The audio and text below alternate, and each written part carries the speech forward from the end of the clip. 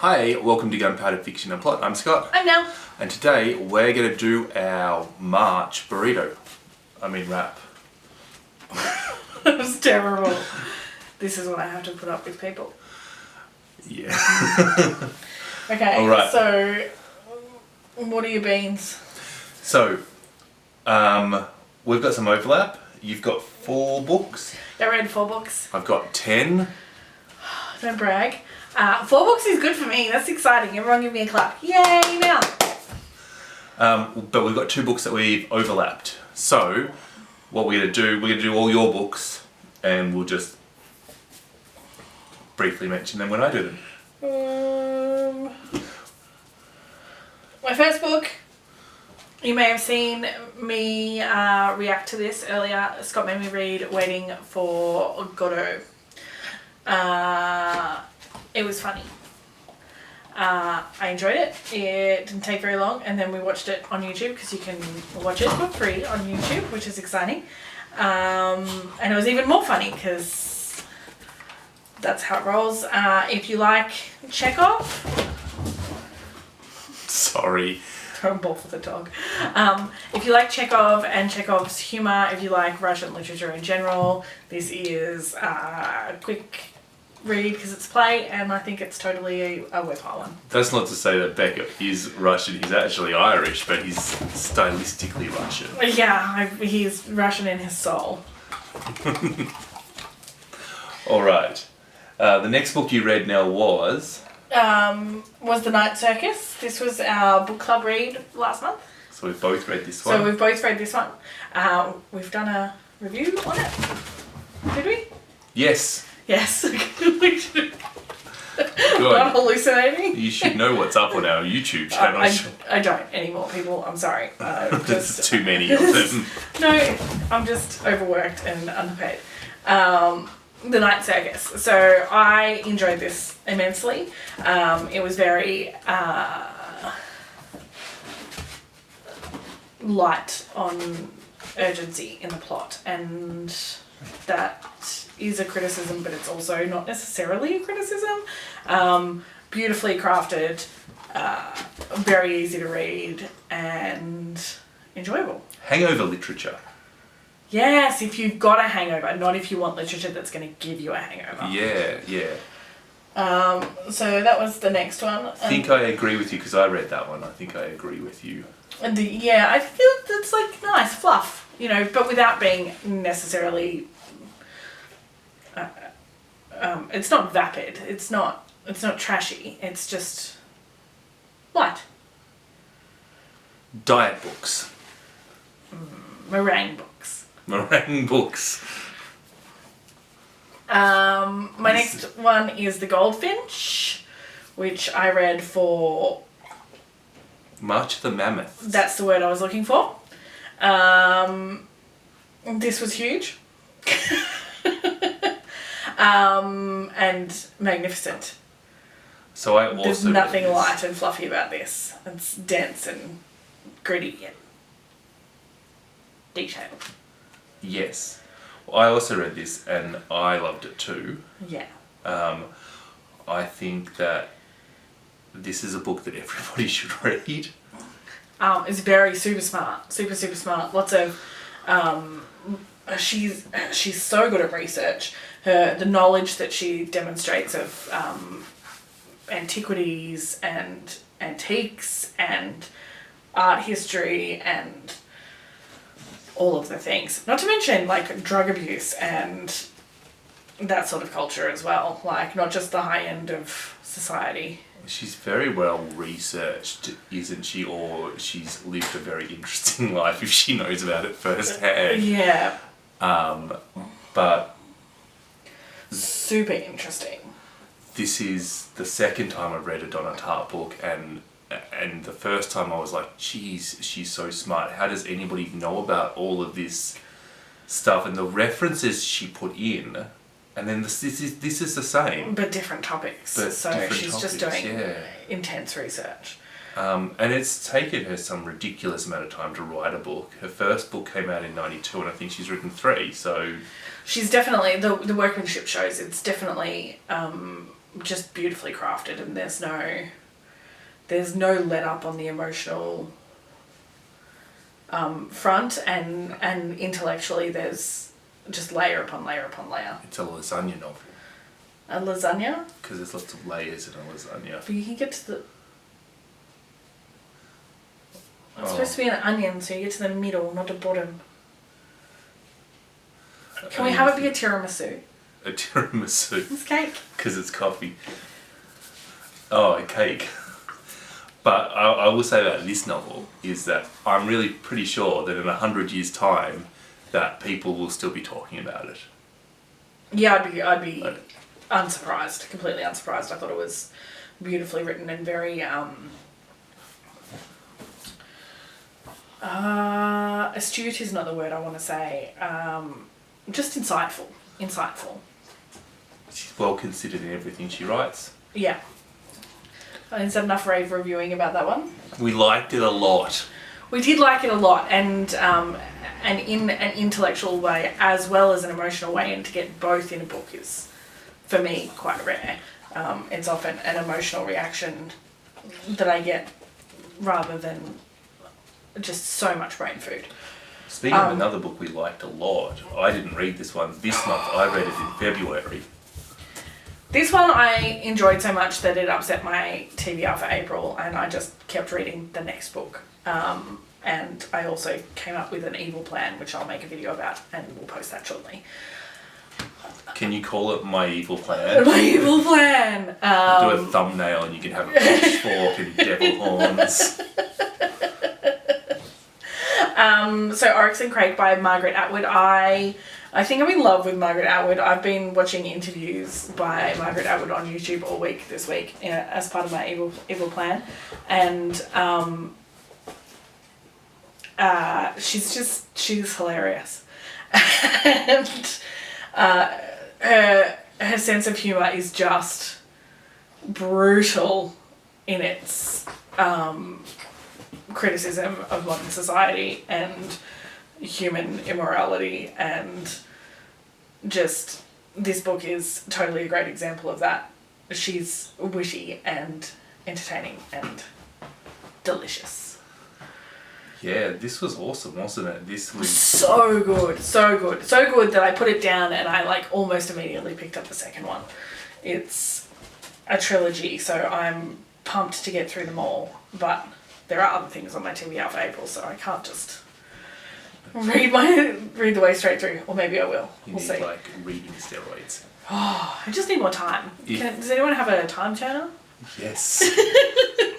Call up Hermione Granger and get one. That's it. If you want to know what my opinions were for Oryx and Crake, you can have a look at our February wrap.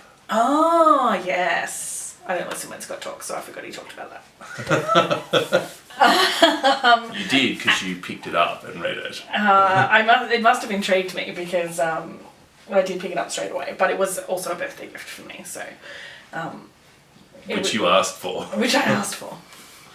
It's a good month for reading for you, would you say? Yeah, it was really good. I got through 4 books, which is my aim for the Goodreads goal, but I didn't achieve that in January or February, so it was very good to get through the base 4. And they were all enjoyable for different reasons, so... Yeah. Pumped. Alright, I'm just going to bring up my Goodreads so I can... Because there's so many, he can't just remember. I just can't remember them off the top of my head. Well, the first book I read for the month, we've already discussed, The GoldFinch, so let's not go into that. So Nelle doesn't do star ratings if you want to know why. She did a video about it. It basically reduces my enjoyment of the book. But Scott tried really hard to make me get comparative with Oryx and Crake the instant I put it down, and I actually yelled at him. But I do 5-star ratings, rather. So what did you rate the GoldFinch? And I rated the GoldFinch. They got all 5 of them. All 5 of the stars? All 5 of the stars. So you have no more stars to give out to anyone? Everyone else is 0 stars. It's not like... it's not how it works? Communism. Everybody can have the stars. Alright, okay. As long as it's communist. It's fine. Except What's next? It's good communism where the top has more stars than the bottom. Bad communism, I mean. The second book I read was The Silkworm by Robert Galbraith. This book is troubling. Sorry, Nell's now playing tug with the dog to keep him entertained. We don't believe in locking him up while we're filming because he doesn't like it. His house too. It is his house too, and he gets upset when we isolate him.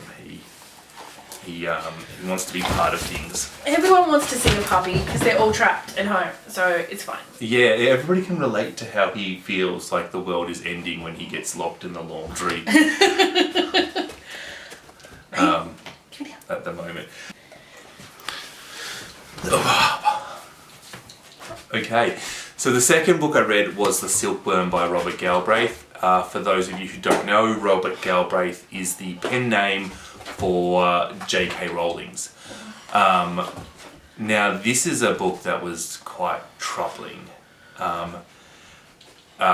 This is the second book in the Cormoran Strike series, and as a detective crime novel, if we ignore the analysis we can do on this book, if we just look at the fun detective, there's a murder mystery novel, right, this is a good book. Yeah. Right? But we can't just ignore all the things. But we can't ignore all the things. And this book is troublingly hard. So it is so hard to have a conversation while he's doing this, isn't it? I think that anybody who is a J.K. Rowling's fan or a J.K. Rowling's critic will probably agree that she should shut up about certain topics. I definitely think it's interesting that we're all up in arms about her tweets, but no one seems to have dug out this book where she talks about trans people. So let me just give you a bit of a background of this book. It is a murder novel, a murder mystery novel, and the victim of the murder mystery is a author, and the author has a lot of themes. He seems to be very who's that Irish writer that's weird? James Joyce. He seems to be very Joyce-esque in his writing. He writes a lot of nonsensical stuff and then has a lot of weird themes. You know, he's not writing wizard books. Yeah, he's not fantasy or anything like that. Yeah. Anyway, one of the themes he has in his books is that gender is fluid, but that's not gender fluid in the way that somebody is gender fluid today. That's actually that you can sort of wave your hand and that suddenly your innie becomes an outie or vice versa, like frogs can. Like frogs can. Yeah, that's one of the themes in his book. Not all frogs. And he's brutally murdered, and he's shown up to be not a very nice person for having these themes. Then there is the trans character in the book, who the main detective threatens to send her to jail pre-op, pointing out that she would be in a man's prison, which was... Yeah, that sounds a bit... The trans character in it is batshit insane, is probably the words I would use to describe her. Not very well written, and the character that is sympathetic towards the trans character, Robin, says that, you know, she's probably got a lot of hormones going on at the moment and doesn't know. Oh, it's not very good for women either. It's not very good for, but it's just. Sorry. It's so unsympathetic. Yeah. You know, and it's so the sympathetic character is doing the fuck ups, and she's like I mean, it's clear that this character meant it from a nice place, but yeah, so a bit troubling. I mean, is it what woman would write that and have it come from a nice place? No woman would write like being told that you're being irrational because of hormones is not. That's not a nice thing, and every woman knows it.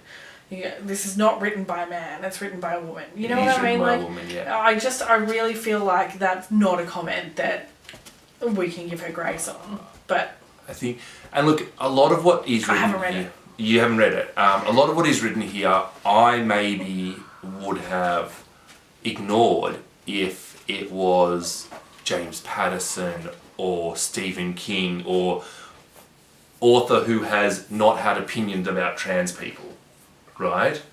I'm pretty sure Stephen King does have public opinions about trans people, and they're inclusive. Oh. Yeah, just... I don't know, but if it was, you know... Yeah.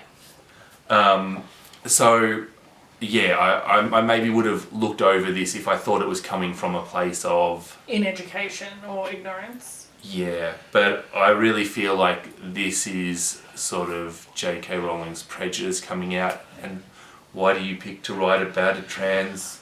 I've got to say, I am going to read this series now, at least up until the end of that novel, just so that I can evaluate this myself, because I would like to be a bit more educated on it. But that's not really the best reason to be reading a book, is it? To see if the author is a steaming bigot. Everybody wants to read for different reasons. Everybody gets something different out of books. Yeah, I guess. Yeah, so as a detective novel, I gave it 4 stars. I'm not rating it as a whole because I think it's pretty clear what I think, and I think it's much more important to say that it's reprehensible to talk about trans people than to counteract the entertainment value with the hate. Okay. Okay.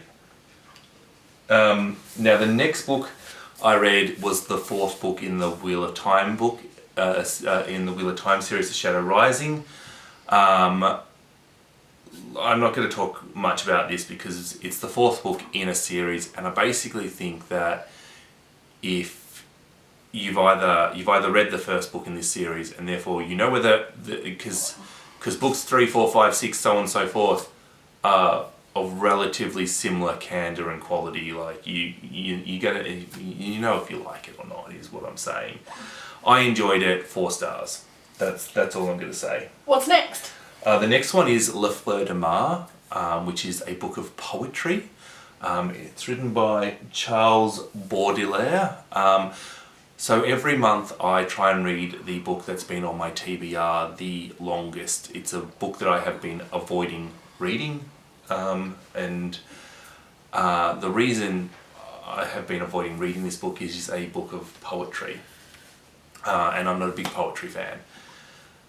This was an interesting book. So, you know, it's a few weeks now and I can only really remember certain poems, you know, which I think is probably par for the course. I think, you know, poetry is probably not meant to be sat down and read in a big clump. But this book was basically trying to get the most disgusting and horrible things in life and describe them in the most flowery, lovely way, using that sort of romantic language that poetry can use for love and describe a festering corpse, for example. I love festering corpses. It describes... It sounds right up your alley. The smell coming out of between a woman's legs as she was 2 weeks dead. It uses the K word, which, if you don't know what the K word is, it's the South African equivalent of the N word. And it's deliberately just using these things to make you feel uncomfortable. And that's kind of the point of it. It's trying to make you feel uncomfortable, and it's almost Lolita-esque in the way it is. Like, it's trying to... I think sitting with discomfort is something that modern society really avoids, and I think that people who read are much better at it, and I think people who are better at it are more successful at life. But that's just my opinion. Well, that's an interesting opinion to discuss, because I don't understand the logic behind that. I think if you need to be comfortable all the time, then you can't necessarily work through the things that are worthwhile working through. Yes. Yeah. Okay. The next book I read, so that one was 3 stars. La Fleur de Mal, or Flowers of Evil is The Flowers of Evil is the English translation of that.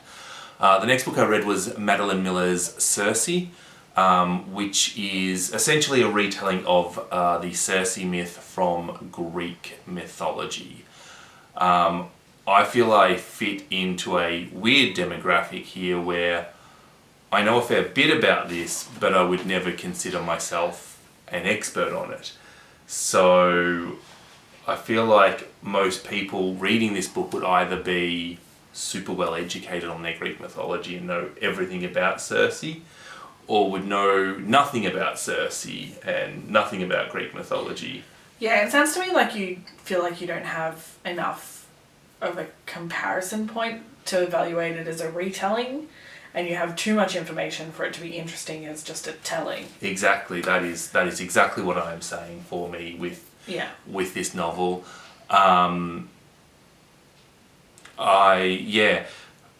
Ultimately, I didn't like this novel as much as I thought I should have liked this novel. The quality of the book, the quality of the story, and all of that, should have had it sitting around the 4-star mark, but I gave it 2 stars because I just didn't really quite get it. I will probably give Madeline Miller another shot. I just feel that I couldn't appreciate it. I knew what was happening. I didn't know what she was changing. I didn't know. It was so hard for me to understand the points here because you didn't have the frame of reference. I didn't have the frame of reference, but yet I knew. But yet I knew how the story was going to end. Yeah. Okay. So it was kind of like. It's kind of like having the twist of a movie revealed. After that, I read Jean Rhys's Wide Sargasso Seas. Which I really like. I really didn't like that. This is my worst book for the month, and it gets 1 star. 1? 1 star. Oh, he's cruel. This is why I don't star things. This is why you don't star things. Because I just don't agree with anything you say. I thought that this was written in a style that I really struggled with. Yeah, I didn't like the style of writing. It sort of flipped around all over the place. It changed narratives too often. It assumed you knew who the narrator was, and it really needed to be longer and have a bit more time holding my hand. And even if it did that, it was still pretty boring and pointless. I really didn't like this book. It was poorly written and it was boring. So that's all I'm going to say. My last book, I feel like 10 might be the wrong number. But anyway. I've missed the Night Circus in the middle because I've already talked about it. My last book for the month is A Little Life by Hanyang Yangahara. I don't know if that's how it's pronounced, but it is now. Yes, everyone adopt Scott's pronunciation. Yes. God is pronounced Scott. Anyway, A Little Life. Anyway, I found this book to be the most uncomfortable book I've read. If anybody's wondering why I'm waving a shoe around, our dog loves shoes as toys. He's just sort of watching it as I'm waving around.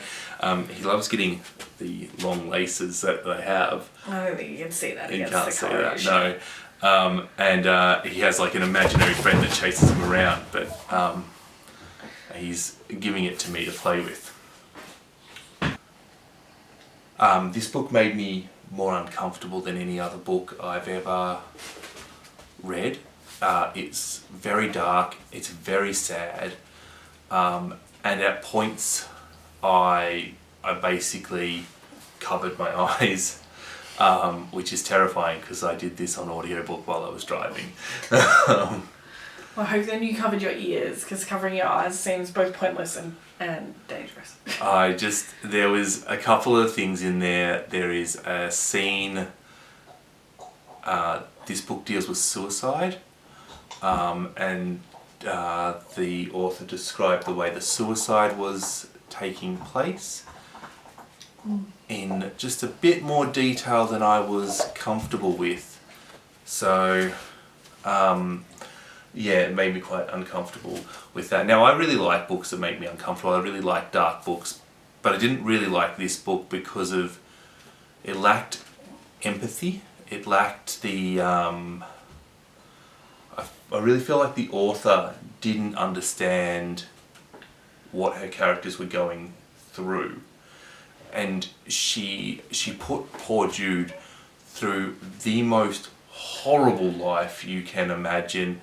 It's not a spoiler to say that, look, Jude was kidnapped, raped, prostituted, beaten, and like multiple times for all of these things. Every time he lands back on his feet, he has more bad stuff happens. And that's just what that's who Jude is. That's your introduction to him. And Jude is suicidal, and Jude hates himself. And that's all fine, but this book takes place over 40 years, and at no point does Jude demonstrate growth. At no point does Willem, the other main character in this, demonstrate growth, except for the moment that Willem suddenly realizes that he's not straight, he's gay, or bi, or something, whatever, so that randomly the author can push a couple together that they couldn't push together before. Yeah, there was no character growth at all. It lacked empathy.